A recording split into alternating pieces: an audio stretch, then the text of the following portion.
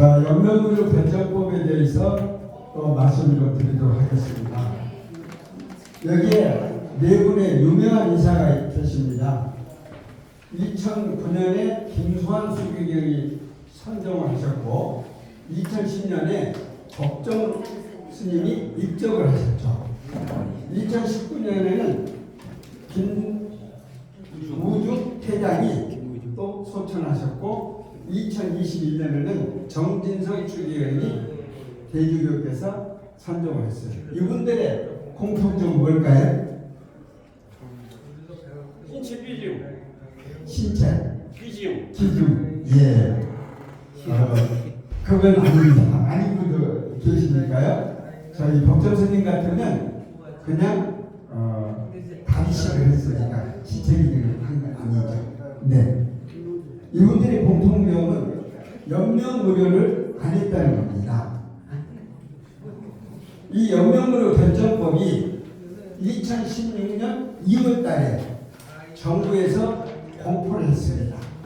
그 법은 호스피스 완화 의료 및 인조 과정에 있는 환자의 연명의료 결정에 관한 법률, 이렇게 긴 법률인데 이걸 보건복지부에서는 연명의료 결정법 이렇게 약식 부르자고 하고 있습니다. 이 법이 왜 만들어졌느냐면 조금 전에 말씀드렸던 것처럼 보라매 병원에서 의사들이 살인 방조죄로 처벌을 받게 되니까 퇴원을 안 시키는 거예요. 그러니까 의사들이 방어적으로 진료를 하게 되는 거죠. 그런가 하면 김할머니 사건이 또 2008년도에 있었거든요. 이제 곧 또 설명을 드릴게요. 이런 걸 해서 국민들이 죽음에 대한 관심이 늘어났을 뿐만 아니라 사전 의료 의향서라고 그걸 쓰는 것이 붐을 일으켰어요. 그래서 제가 이 사전 연명의료 의향서 상담사 공부를 한 데가 사전 의료 의향서 실천 모임이라는 데인데 거기에서는 실제 이 법이 제정되기 이전에 30만 명 이상이 그 작성을 했었습니다. 그런가 하면은 국가생명윤리심의위원회에서 연명의료 결정법을 빨리 제정을 하세요 라고 국회에 특별 권고를 했었습니다. 그래서 인정 과정에 있는 환자의 연명의료 그리고 연명의료 중단 결정 그 이행에 관한 규정을 정한 법이 바로 연명의료 결정법입니다. 그래서 바람의 병원 사건은 그냥 넘어가고 김할머니 사건은 2008년도에 있었는데 여기에 계시는 이 김할머니가 신촌에 있는 세관수 병원에 입원을 하셨어요. 검사를 받다가 과다출혈되면서 식물이 인간이 됐어요. 그래서 치료가 자꾸 늘어지니까 이 자녀들이 인공호흡기를 떼달라 이렇게 병원에 요청을 했는데 병원에서 야 보라매병원 하지 마라. 만약에 떼주면 의사들이 처벌받으니 못 떼준다 이런 거예요. 그러니까 이 자녀들이 법원에 인공호흡기 제거해달라고 소송을 냈어요. 그래가지고 대법원에서 이 자기 결정권이라는 걸 존중하는 차원에서 이런 판결을 내렸던 거예요. 그래서 환자가 회복 불가능한 사망 단계에 진입하고 연명치료 중단에 대한 환자의 사전 의향이 있었느냐, 사전 지시가 있거나 또는 사전 의사가 없을 경우 평소 가치관, 신념 등에 비해서 추정을 해서 사망 단계 진입 여부는 병원 의사들이 판단하는 이런 상태하에서 자기 결정권을 존중한 이런 판결을 대법원에서 했습니다. 그러다 보니까 연명의료 결정법을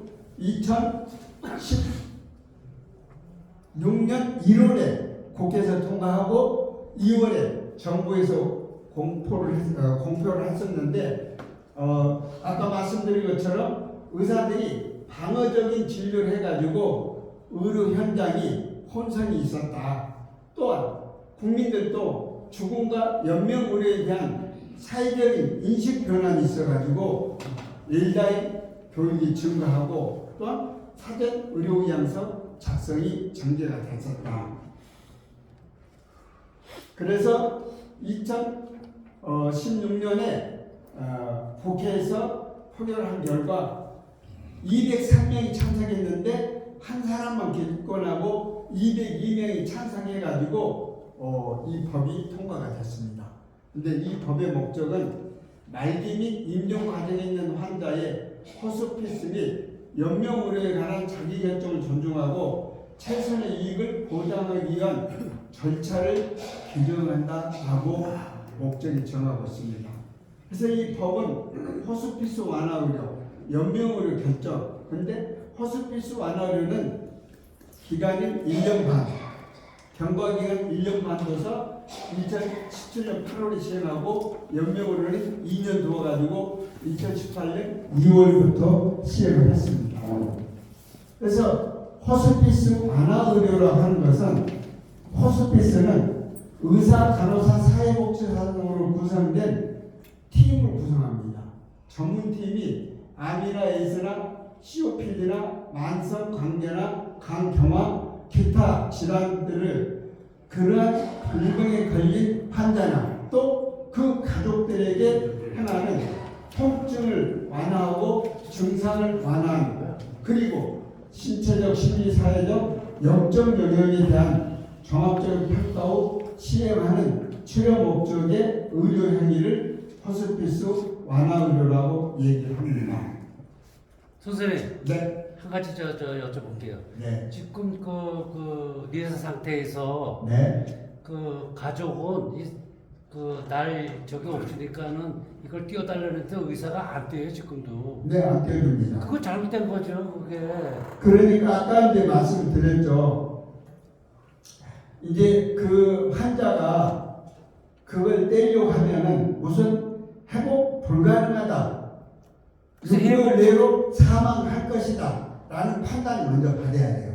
아니 근데 그거를 제가 왜냐면 저희 사이가 아파가지고 그 내사 때까지 갔어요. 네, 예. 내사 때까지 아주 불능이요 완전히. 예. 그러면 이걸 띄워줘야 되는데 네. 그 가족들이 이걸 띄워달라고 다 원했어. 그 안 띄워주는 이거 문제 아닙니까 이거는? 예. 그러니까 그게 이제 가족들이 100% 모두 다 떼달라고 하면 그건 떼줘야 돼요. 안 떼줘. 그래 안 떼줘 지금. 예, 그러니까 문제지, 그게 이제 무슨 의사가 6개월 내로 사망한다는 판단을 해야 되는데 그 판단이 있는지, 두 번째로 가족 모두가 떼기를 원하는지, 그 다음에 평소에 그분이 그 환자가 그런 걸 안 하겠다라는 생각을 가족들한테 얘기했는지. 그걸 어떻게 갑자기 저기 한 사람이 어떻게 그걸 미리 나는 이렇게 하면 안 되겠다 그렇게 하겠습니까? 네. 그리고 저 같은 경우는 예. 그 장기 기준을 했을 때 뇌사면은 이게 법적으로 돼요 이게. 네, 예. 네? 그런데 그거는 며칠이 있어도 그냥 아무것도 없이 예. 살날 확률이 없었어요. 예. 그러니까 결국 죽었는데 이거 잘못된 거예요 법에서 이거. 연맹 의료 중단을 써놨는데 내사가 됐다. 그런 거 해줘야 될 거 아닙니까? 그럼 안 해고 안 그런 거 해준다고 해줘야 되는 거 그러고. 아니에요? 네, 예.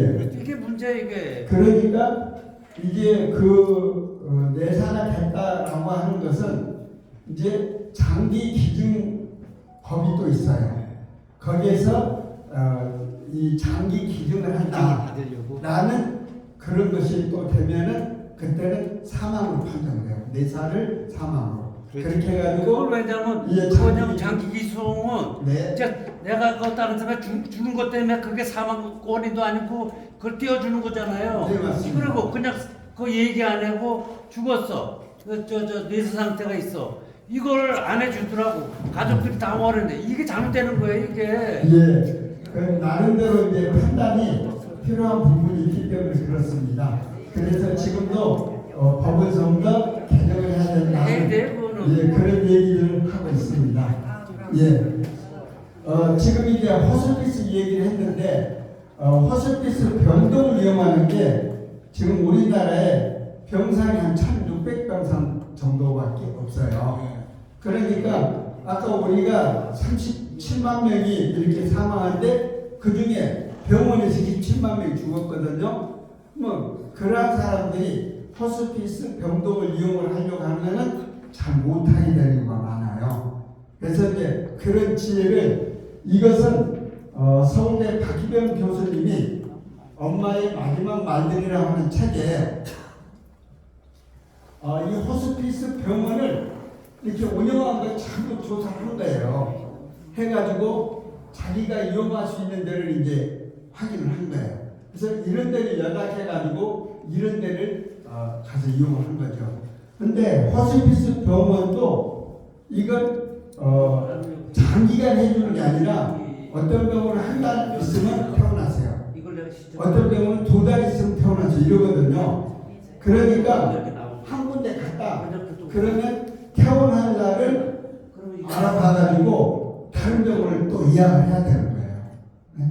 그렇게 해서 이분이 이렇게 엄마가 계셨던 곳은 이렇게 여러 군데였다. 그래서 호스피스 병원을 가려면 6개월 내에 사망한다는 의사의 진단서가 있어야 되는데 이분은 아들이 잘 생겼어요. 그래가지고 300일 만에 돌아가셨어요.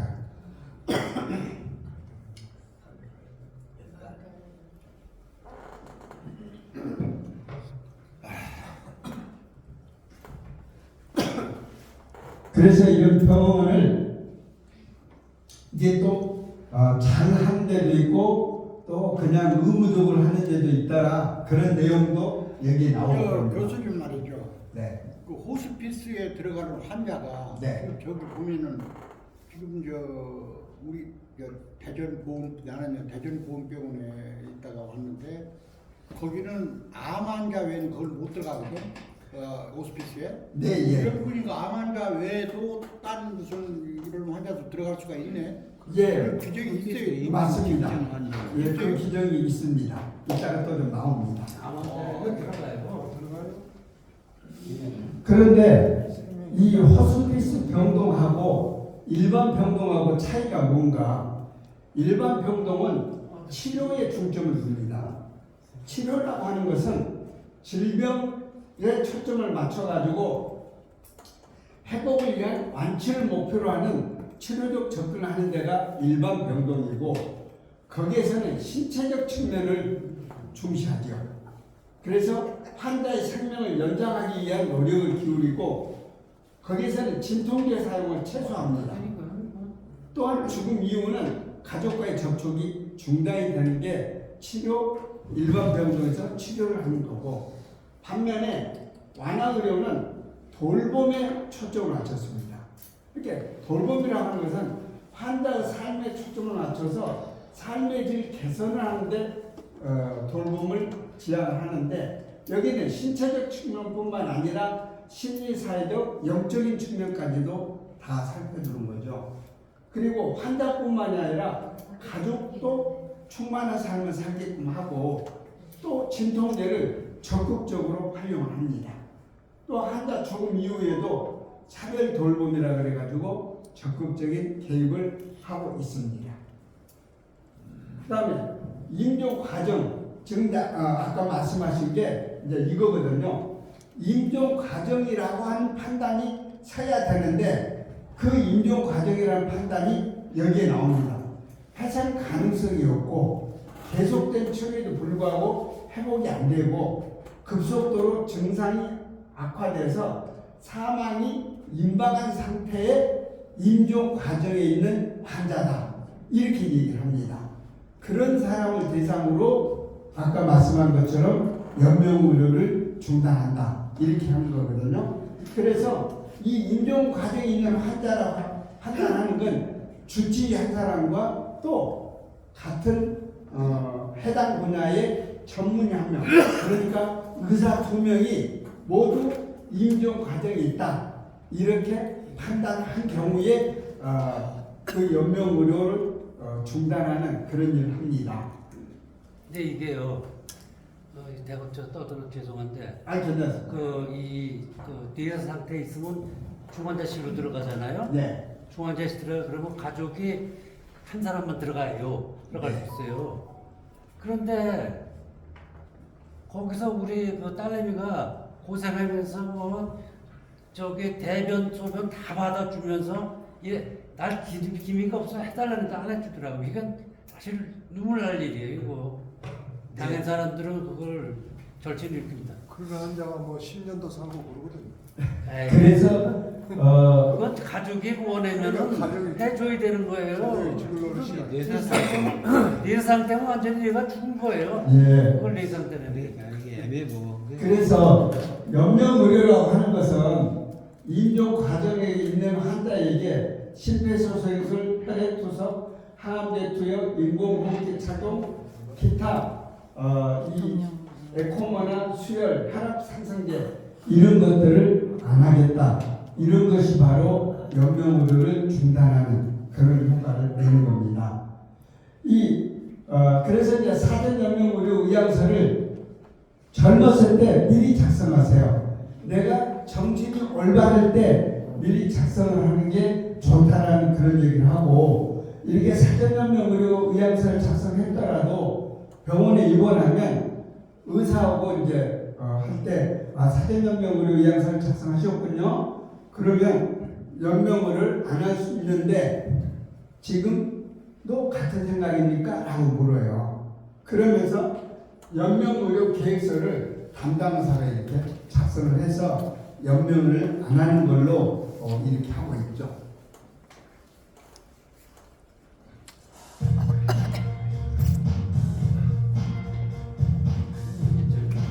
근데 의료 중단을 했는데 아프고 있다 이겁니다. 그러면 다시 의사가 환자한테 중단해도 됩니까? 그것을 물어봅니까? 환자한테. 들어는 봤어요. 이거 끝나고 수술 안 하는 거 그런 거 아닌가요? 소중한 나, 아름다운 마무리. 연명의료 결정제도란 무엇일까요? 2018년 2월 4일부터 시행된 연명의료 결정제도는 임종 과정에 있는 환자의 의향을 존중하여 연명치료를 시행하지 않거나 중단할 수 있는 제도입니다. 19세 이상 성인이라면 보건복지부가 지정한 등록기관을 방문하여 사전 연명의료 의향서를 임종 과정에 있는 환자라면 담당 의사와 함께 연명의료 계획서를 통해 본인의 연명의료에 관한 의사를 밝혀둘 수 있죠. 제도 시행 3년간 약 12만 명이 제도를 통해 연명의료 중단 등 결정을 이행하였으며 약 70만 명이 사전 연명의료 의향서를 작성하였습니다. 요즘 임종문화, 생애말기에 대한 이슈가 떠오르며 연명의료 결정제도에 대한 국민들의 관심도 높아지고 있는데요. 언젠가 다가올 나의 생애말기에 대해 한 번쯤 생각하고 준비하는 시간을 갖는 건 어떨까요? 연명의료 결정제도에 관한 더욱 자세한 정보는 국민연명의료관리기관 홈페이지나 공식 블로그, 인스타그램, 유튜브 등에서도 만나보실 수 있어요.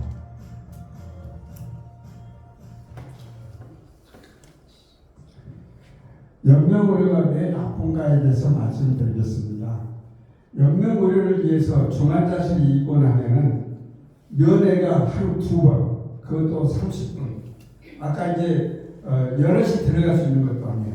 한 사람씩만 이렇게 면회를 하기 때문에 이 임종을 지킬 수가 없고, 또 죽기 전에 어떤 이런 그 유언 같은 걸 할 수 있는 그런 상태가 안 되는 거죠.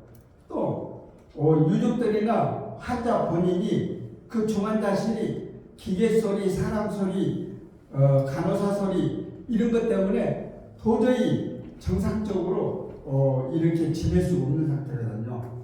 그래서 정리하고 가야 할 시기에 이 중환자실에 누워 있다면 작별이사나 임종 등을 할 수가 없는 이런 것이 있다. 그래서 연명의료를 안 했으면 좋겠다라는 얘기를 합니다.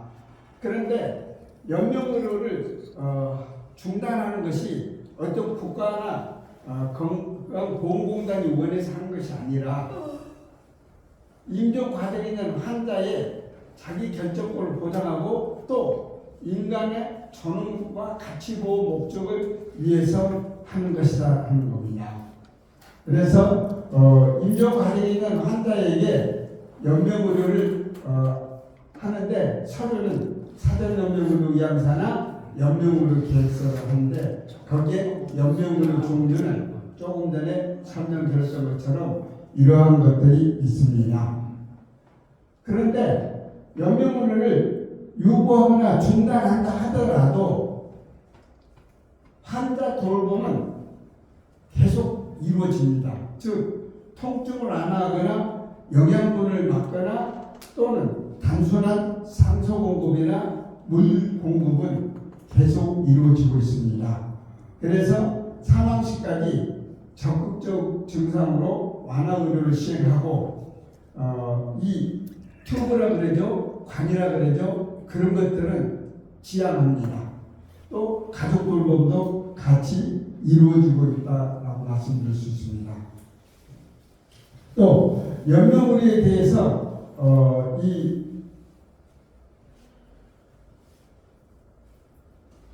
시민이나 의료인이나 의료기관들이 인식이 최근에 많이 개선이 됐습니다. 또한 환자가 자기 결정권에 대한 것도 관심이 많아졌고요. 왜 지금 보면 사전연명의료 의향서 등록기간이 지금 4월 말 현재로 614기간. 이 614기간에는 건보공단 지사 238개가 포함되어 있는 거죠. 상담자 수는 4,852명. 지난해 말만 해도 3,000명 정도 됐는데 이제 코로나가 지나니까 상담자가 다시 활동을 왕성하게 하고 있더라고요. 그런가 하면 의료기관 윤리위원회 설치된 병원은 353개. 우리나라의 병원이 4월 말 현재로 1,808개인데 이 중에 19.5%가 의료기관 윤리위원회가 설치됐습니다.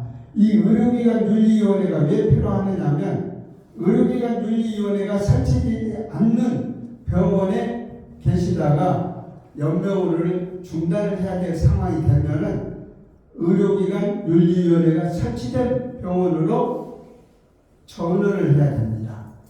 그게 설치 안 돼서는 연명의료를 중단한다라고 결정을 못하거든요.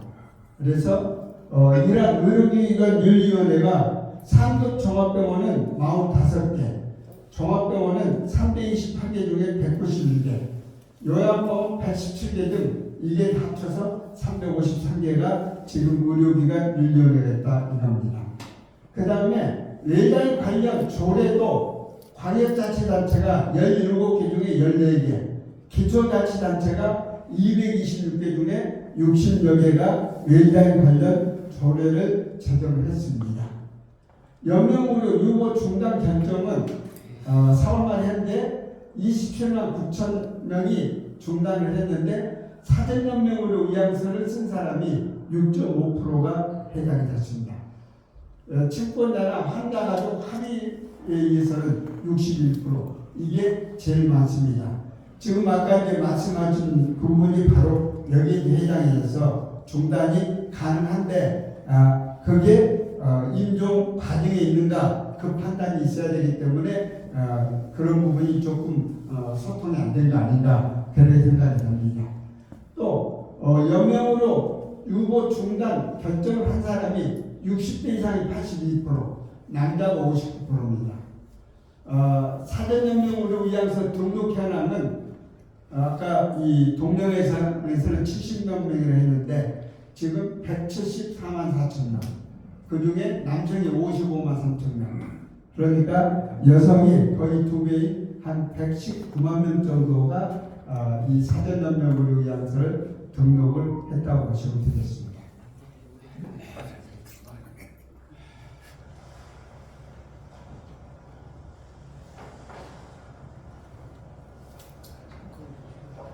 이미 오래전에 사전연명의료 의향서를 작성해 주셨더군요. 그 생각은 지금도 변함이 없으신 거죠? 이 사람 살았어요. 살았어.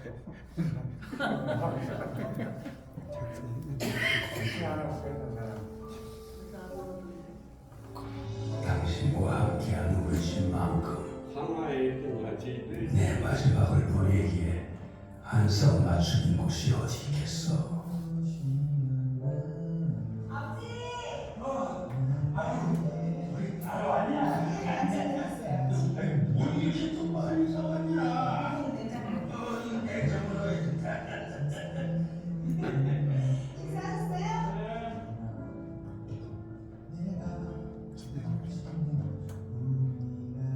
아버지, 이게 뭐예요? 아들보다 딸이나. 병세가 악화되어 오늘 병원에 다녀오신 아버지. 제 손을 잡으시더니 자신의 얼마 남지 않은 삶과 오래전에 사전연명 의료 의향서를 작성해 놓은 이야기를 담담히 하셨습니다. 삶의 마지막을 맞이하면서 가족과 소중한 시간을 허망하게 병원에서 보내고 싶지 않으시다고 하시며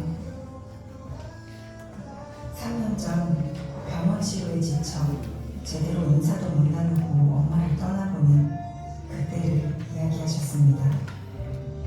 오늘 마지막까지 편하게 보내지 못한 게 내가 지금까지 가슴이 아프다.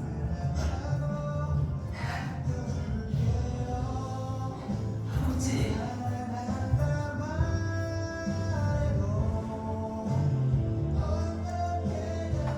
아버지는 그간의 따뜻했던 기억을 저와 나누며 그렇게 제가 지켜보는 가운데 평안히 떠나셨습니다.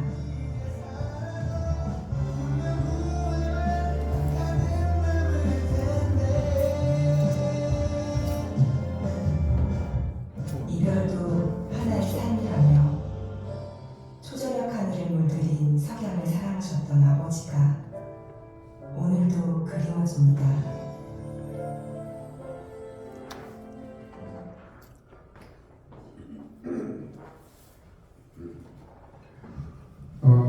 사실 이제 그 나이가 이제 들어서 병에 걸리게 되면 이제 닥터들이 어느 정도 이렇게 가능성이 있다라고 판단을 하거든요. 그래서 그 닥터들이 정확하니 어느 정도 가령 3개월, 6개월 이런 식으로 정해주면은 이제 환자 입장에서는 그 병을 거쳐보겠다고 병원에 입원을 해서 그 중환자실 같은데 입원해서 엄청난 고통을 당하면서 치료를 하지요. 근데 그렇게 해서 이제 치료가 되면 다행이겠지만 실질적으로 치료가 안 되는 경우가 많이 있거든요. 그거야 이제 노화가 돼서 그럴 수도 있고 또 질병 때문에 그럴 수도 있고 여러 가지 이유가 있겠죠. 그런데 그러한 것을 내가 얼마 살지 못하겠다고 그런 판단이 들면은 차라리 정리를 하는 그런 단계. 그리고 방금 동영상에서 본 것처럼 병원이 아닌 가정이라든지 이러한 그 치료를 위한 것이 아닌 인생을 정리하는 단계로 준비를 한다라면 그게 더 바람직하지 않을까 그런 생각도 해보는 거죠. 그런데 문제는 통증이 못 견디는 거예요. 그래서 그 통증을 해소하기 위해서 아까 호스피스 완화의료 거기에 완화라고 하는 것은 통증을 완화시켜주는 거거든요. 그래서 아까 이 진통제를 무제한으로 쓴다고 그러잖아요. 우리나라가 이 몰핀 같은 진통제를 사용이 엄청나게 적어요. 근데 왜 그게 적냐면 병원에서 뭐 중앙급 병원 같은 데서 몰핀을 쓰려면 병원장의 승인을 받아야만 쓰는 거거든요. 그런데 호스피스 병동에 있는 데서 그런 마약성 진통제를 쓰려고 하면 주치의 판단만 있었습니다. 그러니까 쉽게 결정이 됐고 쉽게 처치가 되는 거죠. 그래서 이 호스피스 병동 같은 데를 활용을 하십시오라고 얘기를 하는 거고 그 호스피스 병동이 꼭 병원에서만 이루어지는 것이 아니라 호스피스 병동에서만 이루어지는 게 아니라 일반 병동에서도 할 수 있고 또 가정에서도 할 수 있습니다. 그래서 호스피스는 이렇게 세 군데서 이루어지기 때문에 그런 부분을 잘 활용을 한다면 더 바람직하지 않을까 그렇게 생각합니다. 그래서 여기에 나온 것은 사전영역으로 의향서를 하겠느냐라고 설문조사를 했어요. 그랬더니 하겠다는 분이 77%, 안 하겠다는 분이 22%. 근데 하겠다는 분들한테 왜 하려고 하느냐 그렇게 또 물은 거예요. 그러니까 통증, 고통 참으면서 살고 싶지 않다. 이런 사람이 58%. 가족들에게 죽음 결정 책임을 떠넘기고 싶지 않다. 그냥 56%. 자녀에게 경제적 부담을 주고 싶지 않다가 46%. 내 죽음 결정 딴 사람한테 미루지 않고 내가 하겠다. 내 36%. 이렇게 사전연명 의료양서를 하고 싶다는 표시를 하고 있습니다. 이게 임종 모습인데요. 이것은 중환자실에 있으면서 각종 의료시설 또 튜브, 간 이런 걸 한 사람이 죽었어요. 그러면 닥터가 내시몇 분에 사망하시더라고 사망 선고하죠. 그런데 이런 경우는 이 호스피스 병동에 있는 경우거든요. 이런 경우는 그러한 튜브, 간 같은 의료 기계 시설 같은 것이 없는 상태에서 가능하다 이런 거죠. 그러면 사전연명 의료 의향서를 등록할 때 어떤 효과가 있는가? 본인은 고통이 세분된다. 아까 말씀드린 대로 통증 완화를 한다고 그랬죠. 또 가족들의 경제적 부담이 감소하죠. 중환자실에 입원하면은 이제 제가 이제 이 요양원 시설장도 했었거든요. 그때 이제 어르신 한 분이 병원으로 앰뷸런스를 이송을 해서 간 경우가 있어요. 근데 그렇게 이송을 하려면 저희는 세 가지를 가요. 우선 체온이 높아져요. 또 호흡이 가빠져요. 그 다음에 이게 가리가 끓어요. 이 세 가지 증상이 한꺼번에 나잖아요. 그러면 위기가 왔다고 생각합니다. 그래서 병원에 연락해가지고 앰뷸런스를 보내달라 해가지고 병원을 갔어요. 가니까 응급실을 갔죠. 근데 응급실을 갔더니 이제 저는 그 사이에 이제 보호자한테 연락을 한 거예요. 네? 어머니가 이러이러해서 지금 어느 병원 응급실로 가니까 빨리 오세요. 그래서 이제 이 아들이 왔어요. 어르신은 93살, 아들은 71살. 그래서 이제 이 응급실 닥터가 중환자실 입원을 해야 됩니다. 그렇게 얘기한 거예요. 그때 이 아들이 닥터한테 물은 거예요. 입원을 해서 뭐 하는데요? 그러니까 이런 것 저런 걸 검사해야 됩니다. 이렇게 얘기했어요. 그러니까 이 아들이 하는 얘기가 검사를 한들 뭐 특별한 게 나오지도 않겠지만 혹시 어떤 게 나온다 그래서 그걸 어떻게 하실 거예요? 지금 치료를 하실 거예요? 뭘 하실 거예요? 못 하시잖아요. 그럼 왜 검사를 해요? 저 입원 안 하겠습니다. 이렇게 아들이 보호자가 얘기를 하는 거예요. 그래서 제가 그 보호자한테 그러면 집에 가세요. 제가 어머니 병원비 대서 퇴원을 하고 제가 이 요양원에서 임용할 수 있도록 해드리겠습니다. 이렇게 하고 이제 왔어요. 와가지고 3인실을 덕방을 만들어서 어르신을 이제 했어요. 그때 금요일 날이었는데 금요일 날 병원 갔다가 바로 왔죠. 그랬더니 토요일 날 둘째 아들이 부부가 와서 어머니 인사를 하고 가더라고요. 또 다음은 이제 일요일이죠. 일요일 날은 이 큰 아들의 부인과 애들 손자까지 몽땅 와서 인사하더라고요. 그러니까 이제 이 아들이 이제 대충 예측을 한 거죠. 이제 어머니 이번에는 회상할 수가 없다. 그렇게 예측을 하고 와서 동생한테 연락하고 자기 자녀들한테 다 연락을 하니까 와서 이제 이 어르신이 화요일날 소천했어요. 그렇게 이제 소천하고 나니까 저는 이제 이제 그 시신을 처치하는 걸 그때 이제 요양보호사한테 배웠어요. 그랬더니 이제 눈 감기는 건 다 아실 거예요. 일단 얼굴을 이렇게 타월로 딱 묶더라고요. 그러니까 얼굴 형태가 변하지 않도록, 그리고 물론 팔 같은 거 펴주고 다리 같은 거 펴주고 이렇게 이제 해서. 근데 제가 보호자한테 그랬거든요. 요양원에서 죽으면 진단서, 사망 진단서 받기가 어렵다. 쉽지 않다. 그러니 그 사망 진단서를 해준다는 장례식장하고 얘기를 해서 사망 진단서를 받을 수 있는 장례식장을 결정을 하고 거기에서 차를 가지고 와서 어머니 모셔가라 이랬어요. 그러니까 장례식장에도 의사들이 소속이 돼 있어요. 그러면 그 의사들이 이제 그 시신을 이렇게 모시고 하면 판단하죠. 물론 이게 살인을 당했다든지 이런 경우하고는 좀 다르겠죠. 그런 식으로 해서 이 장례식장에서 사망 진단서를 받아서 그 다음에 사망 진단서가 꼭 필요한 것이 화장터에서 사망 진단서 또는 사체 검안서 이런 게 없으면은 화장을 안 해줘요.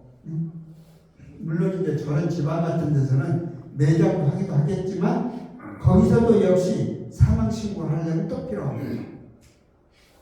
그렇기 때문에 사망 진단서를 받기 위해서는 그런 절차가 필요하다 하는 걸 말씀드립니다.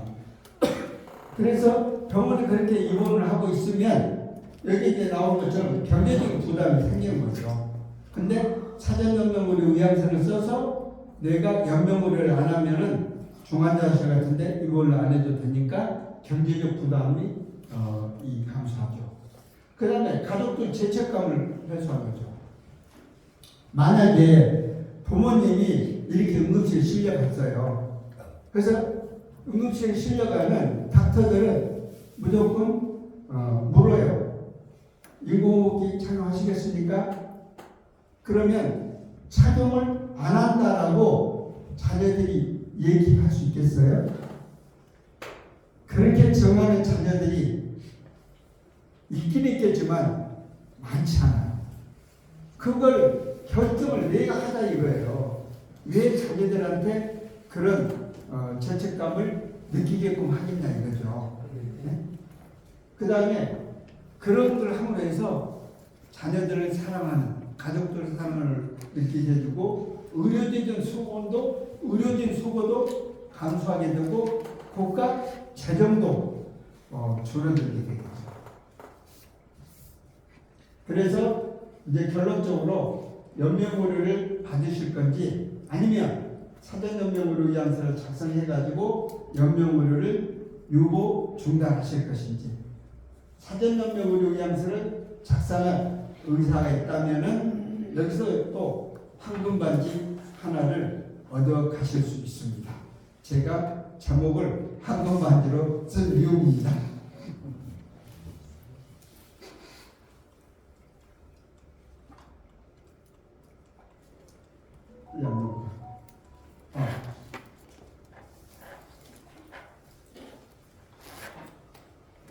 여기에 호주의 톰킨스 할머니예요.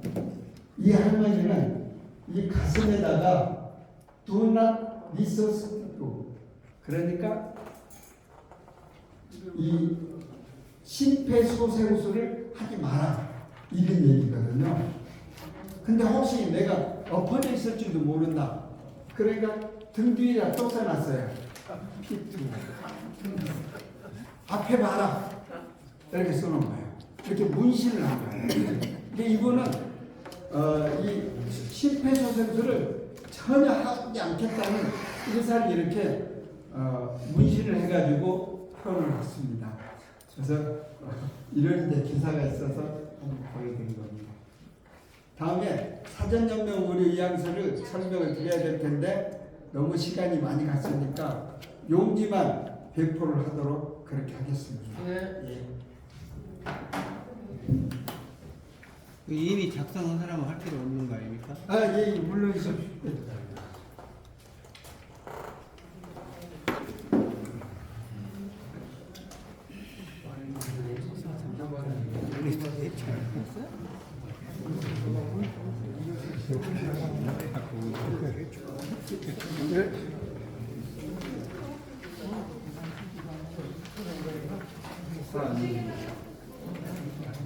아니 이건 그냥 지금 하자고 한 게 아니고 참고로 보십시오라는 뜻입니다.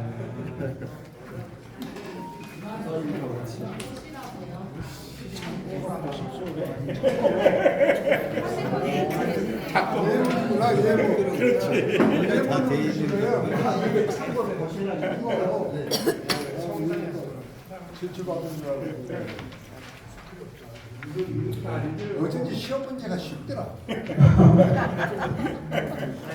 이 서식은 그냥 참고로 보십시오라는 뜻에서 드리는 거고요.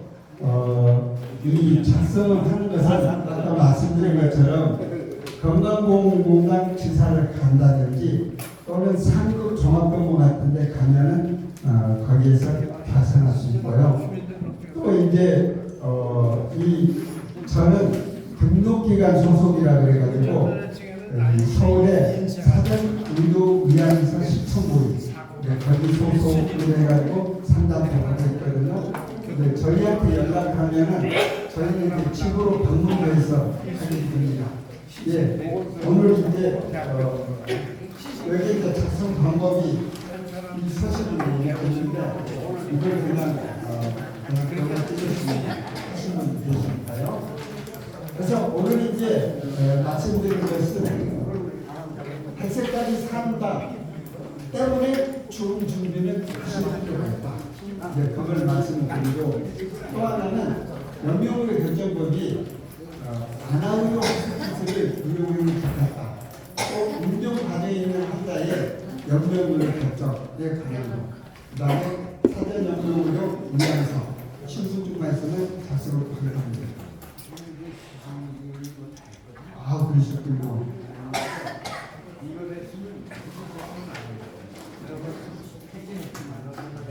근데 이게 장기 기증을 한다는 의사들이 연명의료를 안 한다는 건 아니기 때문에